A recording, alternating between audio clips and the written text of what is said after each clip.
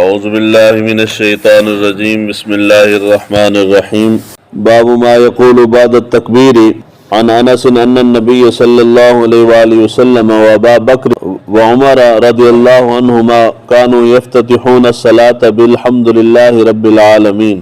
حدثنا ابو زرعة قال حدثنا ابو هريرة قال كان رسول الله صلى الله عليه وآلہ وسلم يسكت بين التكبير وبين القراءة اسكاتة قال احسبه قال هنية فقلت بأبي وأمي يا رسول الله صلى الله عليه وآله وسلم اسكاتك بين التكبير والقراءة ما تقول؟ قال أقول اللهم باعد بيني وبين خطاياي كما باعدت بين المشرق والمغرب اللهم نقني من الخطايا كما ينقى الثوب الأبيض من الدنس اللهم اغسل خطاياي بالماء والثلج والبرد. باب ہے ماضی تکبیر تحریمہ کہنے کے بعد وہ کیا کہے، اس کے بارے میں یہ باب ہے. اور روایت ہے حضرت ابو قتادہ حضرت انس سے روایت کرتے ہیں کہ حضرت انس نے روایت کی کہ حضور صلی اللہ علیہ وآلہ وسلم حضرت ابو بکر صدیق اور حضرت عمر فاروق رضی اللہ تعالیٰ عنہ جب نماز کا آغاز کرتے، نماز شروع کرتے تو وہ الحمدللہ رب العالمین سے نماز شروع کرتے تھے، جس طرح کہ ہم نماز الحمدللہ رب العالمین سے کرتے، یعنی سورہ فاتحہ سے کرتے. ایسے طرح نا جی گل آپ سوچ سکتے ہیں کہ جنہیں ہم الحمدللہ سے نہیں کرتے، ہم تو دعا پڑھتے ہیں سبحانک اللہم و بحمدک و تبارک اسمک، اس کے متعلق آگے روایت ہے. دوسری روایت ہے حضرت ابو زرع، وہ روایت کرتے ہیں کہ ہمیں حضرت ابو ہریرہ رضی اللہ تعالیٰ عنہ انہوں نے یہ بیان کیا کہ حضور صلی اللہ علیہ وآلہ وسلم جب تکبیر تحریمہ کہتے تھے تو تکبیر تحریمہ اور قرات کے درمیان وہ خاموش ہو جاتے، یعنی وقفہ رکھتے. اور حضرت ابو زرع کہتے ہیں کہ انہوں نے یہ بات حضرت ابو ہریرہ سے پوچھی گئی تو وہ کہتے ہیں کہ جی میرا خیال ہے کہ انہوں نے لفظ استعمال کیا ہنیہ. ہنیہ کہتے ہیں کہ بالکل تھوڑا سا وقفہ کرنے کو، زیادہ طویل وقفہ نہیں تھا، تھوڑا سا وقفہ تھا، وقفہ کرتے. تو آپ کہتے ہیں کہ میں نے حضور صلی اللہ علیہ وآلہ وسلم سے کہا کہ یا رسول اللہ میرے ماں باپ آپ پہ قربان ہو، جب آپ تکبیر کہتے ہیں تو تکبیر اور قرات کے درمیان آپ خاموش ہوتے ہیں تو آپ کیا پڑھتے ہیں؟ تو حضور صلی اللہ علیہ وآلہ وسلم نے یہ آگے جو دعا ہے یہ دعا حضور نے بیان فرمائی کہ میں یہ دعا پڑھتا ہوں.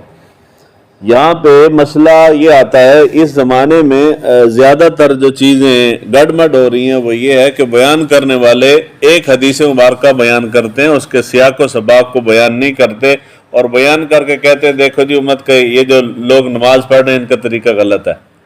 اس کی ایک مثال ہے یہ حدیث مبارکہ جو ہے جس کے اندر ہے کہ حضرت حضور صلی اللہ علیہ وآلہ وسلم بھی حضرت ابو بکر صدیق اور حضرت عمر فاروق نماز کا آغاز الحمدللہ سے کرتے تھے.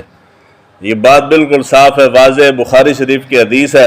اور کوئی بندہ آپ کو کھول کے دکھا دے اور ہاتھ رکھ کے ترجمہ کر کے آپ کو سنا دے اور کہے کہ دیکھو یہ تم نماز غلط پڑھتے ہو، تم سبحانک اللہ سے کرتے ہو اور حضور تو الحمدللہ سے نماز شروع کرتے ہو، تمہاری نماز غلط ہے، تو ایک لمحے کے لیے تو بندہ چونک جائے گا کہ جی بات تو اس کی ٹھیک ہے، ہم کیوں سبحانک اللہ سے شروع کرتے ہیں، حضور الحمد سے شروع کرتے ہیں. یہ ٹی وی کے اوپر نئے یہ جو لوگ بیٹھ کے دین سکھا رہے ہیں وہ ان کا طریقہ واردات یہی ہے، ان کو خود سمجھ نہیں ہوتی اور بغیر سمجھے وہ دوسروں کو سمجھا رہے ہیں. حدیث مبارکہ پڑھ کے جب آپ فیصلہ کر لیتے ہیں تو فیصلہ اس وقت ہوتا ہے کہ اس مضمون اس چیز کے متعلقہ تمام کتب کی حدیث مبارکہ آپ کے سامنے ہوں، پھر آپ فیصلہ کریں کہ نماز کہاں سے شروع کرنی ہے. ایک حدیث مبارکہ پہ فیصلہ نہیں ہوتا.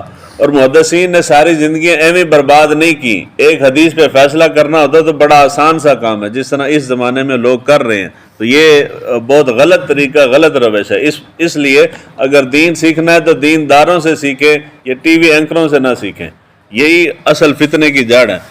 اب حضور صلی اللہ علیہ وآلہ وسلم نماز کا آغاز الحمد شریف سے کرتے تھے، حضرت ابو بکر صدیق بھی، حضرت عمر فاروق رضی اللہ تعالیٰ عنہ بھی، مگر یہ الحمد سے شروع کرنا دعا کی نفی نہیں ہے.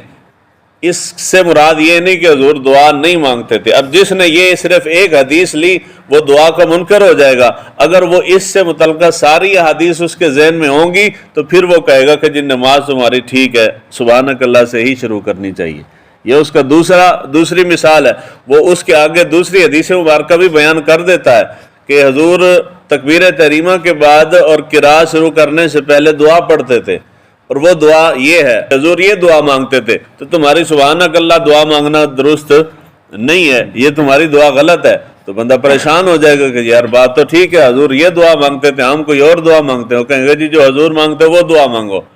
پھر تسی سارے کتابیں لے کے بہ جانا جی ہونا ہے یاد کریے۔ پھر کوئی اور بندہ آئے گا وہ تو ایک اور حدیث سنائے گا کہ نہیں یہ بھی نہیں صحیح ہے، دیکھو حضور ہے دعا مانگتے سن، پھر تسی وہ یاد کرنی۔ یعنی انسان تذبذب کا شکار ہو جائے گا۔ اس لیے جب آپ دین سیکھتے ہیں یا دین بیان کرتے ہیں تو پھر حدیث مبارکہ کے متعلقہ اس مضمون سے متعلقہ اس عمل کے متعلقہ تمام حدیث مبارکہ آپ کے سامنے ہوں گی تو آپ فیصلہ درست کر سکیں گے، وگرنہ خود بھی تذبذب کا شکار ہوں گے اور لوگوں کے اندر بھی انتشار پیدا ہوگا۔ یہ حدیث مبارکہ بیان کر کے علامہ قرطبی نے بیان کیا کہ حضور صلی اللہ علیہ وآلہ وسلم نماز میں یہ دعا مانگتے تھے، مگر یہ حضور کا معمول مبارک نہیں تھا۔ معمول جی یعنی ہمیشہ نہیں یہ دعا مانگی، بعض دفعہ بعض مواقعوں پہ حضور صلی اللہ علیہ وآلہ وسلم نے یہ دعا مانگی ہے۔ اگر حضور ساری حیات مبارکہ میں یہی دعا نماز کے اندر پڑھتے ہوتے تو پھر آل مدینہ اس کو کثرت کے ساتھ بیان کرتے۔ کثرت کے ساتھ صحابہ نے اس کو بیان نہیں کیا، تو اس سے ثابت یہ ہوتا ہے کہ حضور صلی اللہ علیہ وآلہ وسلم کا معمول مبارک نہیں تھا اس دعا کو پڑھنے کا۔ معمول کیا تھا؟ وہ ابو داؤد شریف کی روایت ہے اور بڑی کثرت کے ساتھ وہ دعا آئی ہے۔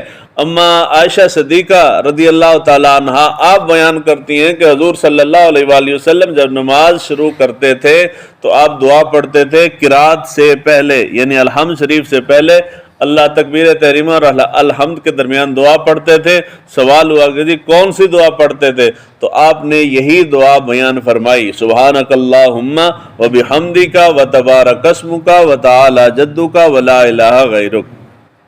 اور یہ صرف ایک روایت نہیں ہے، یہ کثرت کے ساتھ یہ روایات احادیث مبارکہ کے اندر کتب کے اندر یہ موجود ہے۔ تو اس لیے حضور صلی اللہ علیہ وآلہ وسلم کا وہ عمل جو زیادہ ہے وہ اس دعا کا ہے۔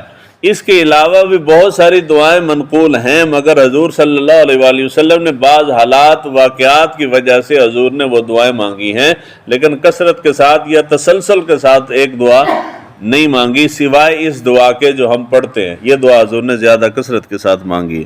تو جو کام حضور نے زیادہ عرصہ کیا ہے، اہل سنت کا یہ طریقہ ہے کہ جو کام حضور نے زیادہ کیا ہو ہم اس کو اپناتے ہیں۔ اب ہر چیز نہیں اپنائی جا سکتی، یعنی اتنی دعائیں منقول ہیں، آپ کس کس دعا کو یاد کریں گے؟ تو پھر آپ کھڑے ہوں گے، مثال ہے میں نے 50 یاد کر لی ہیں، جب آپ کھڑے ہوں گے تو خیال آئے گا جی کون سی پڑھوں، آپ وہیں پھنس جائیں گے۔ جس طرح کہ نیت کے اوپر بندہ پھنس جاتا ہے، نماز شروع کرنی ہے پہلے نیت کے اوپر پھنسا ہوا ہے، نیت کیسے کرنی ہے میں نے، اسی طرح پھر دعا پہ پھنس جائے گا۔ تو یہ امت کے لیے آسانی اسی میں ہے کہ ایک دعا سلیکٹ کر لی جائے پھر اسی کو پڑھتے رہیں، ٹھیک ہے، اس کے اندر کوئی حرج نہیں ہے۔ تو جو ہم دعا پڑھتے ہیں یا ہم جو نماز پڑھتے ہیں وہ نماز حضور صلی اللہ علیہ وآلہ وسلم کے طریقہ مبارک کے مطابق ہے، حضور کے طریقے کے خلاف نہیں ہے وہ۔